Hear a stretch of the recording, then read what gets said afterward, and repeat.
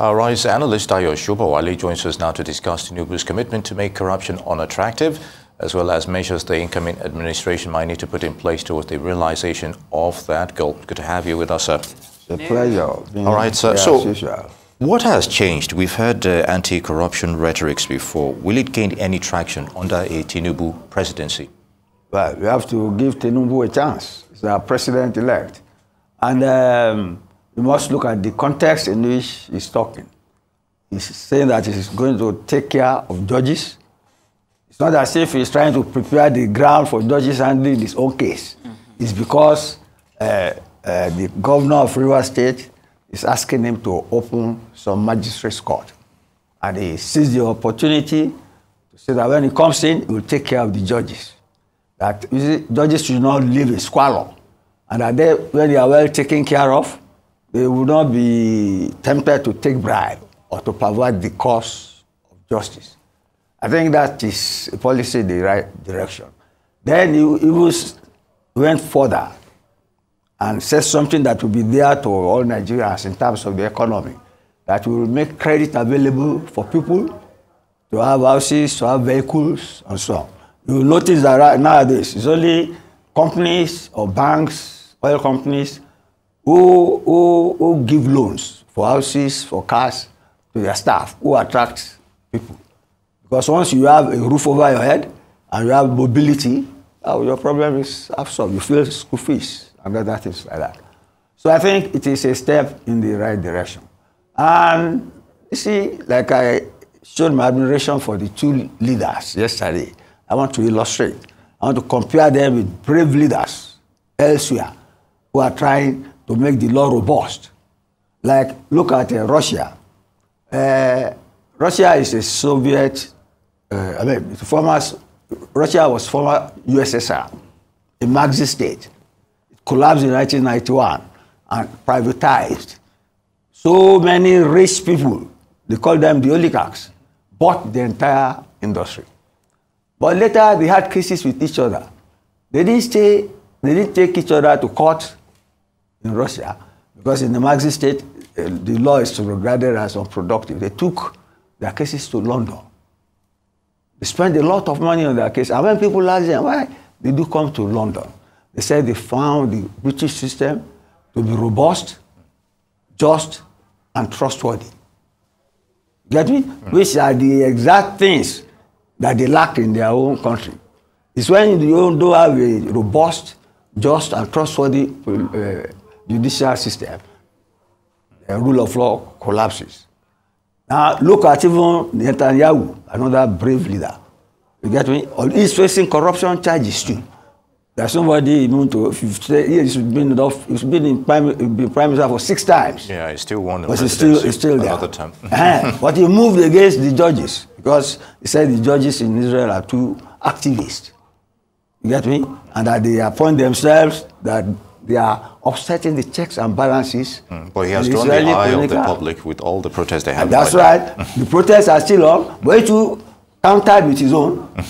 But now he has suspended that reform until later when things cool down. So it doesn't move from one extreme to the other.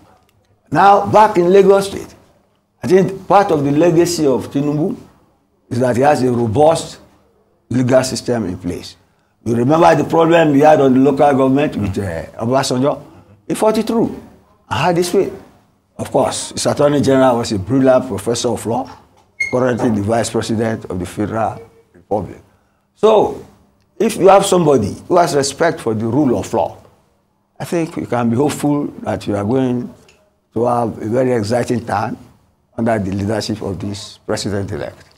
It does. I was also pleased to read that, especially knowing that the context in terms of the yes. judges, we've seen how much they've been pushing for, their welfare. But when we expand this beyond the judges, to the everyday Nigerian, looking at the realities on ground with the high cost of living, what our economy is, and even what we saw during the Workers' Day celebration, which wasn't really a celebration anyway. They were just reflecting on the fact that their workers' welfare has not been prioritized. What are immediate steps that can be taken once all things being equal, the president-elect begins his tenure as president? No, he has already hinted at some things, that he will unite Nigerians. That will be fair to all Nigerians. If you have my favorite topic, the Muslim ticket at the back of him, you know, he has some people to comfort, to let them know that they belong and that Nigeria is for everybody. Then, of course, you have the issue of insecurity. Yeah. The top priority. I still read somewhere, you know, in Kaduna, you killed hundreds of people. Keep on killing people every day. You know. That is not the best.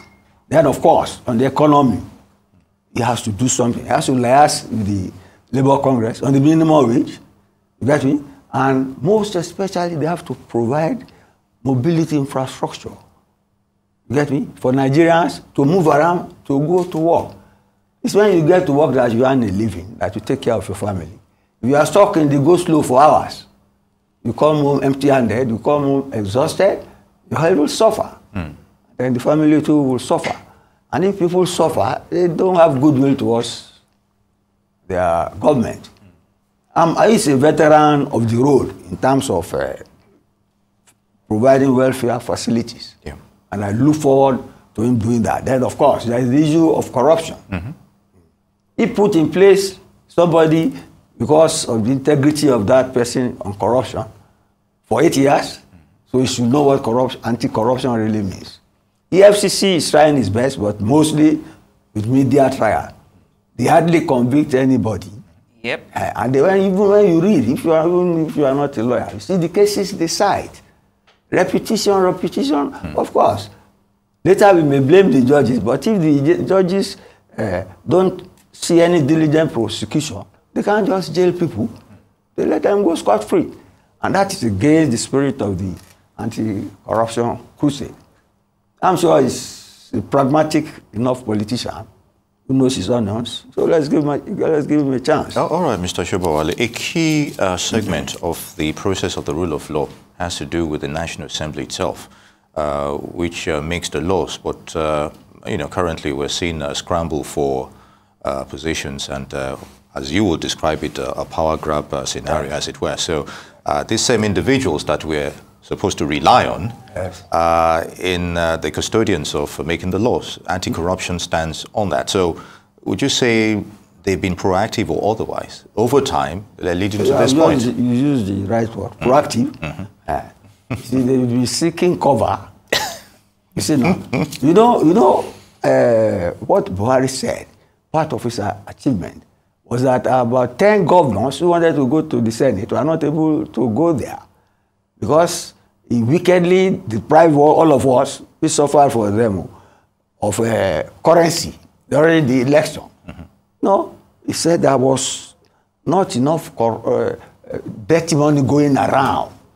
And that made Nigerians to select people of their choice and create a robust democracy, in the making, at least. Right. But then, it is the vogue. I'm sure you have more former governors in the National Assembly now than any other profession. Aside from that, if you do a close scrutiny, you'll have more military governors, ex-military governors, who have metamorphosed from their braided hat and boots into long gowns and agbada, all there. So, well, but that is the nature of our democracy. We had military rule for a long time. They had the beans. If you don't have money in Nigeria, you can't play politics. You saw when they said to be presidential candidate, you have to buy the form with 100 million naira. How many people can go near that? Although the central bank governor bought one, went and came back and punished us on the eve of the election. Yep. Well, he claims the form was bought for him. Yeah. Claims. That's the most important word. But thank you so much, Arise News Analyst Mr. Dayo Sobowale. We appreciate your time, as always. Thank you very much. Thank you.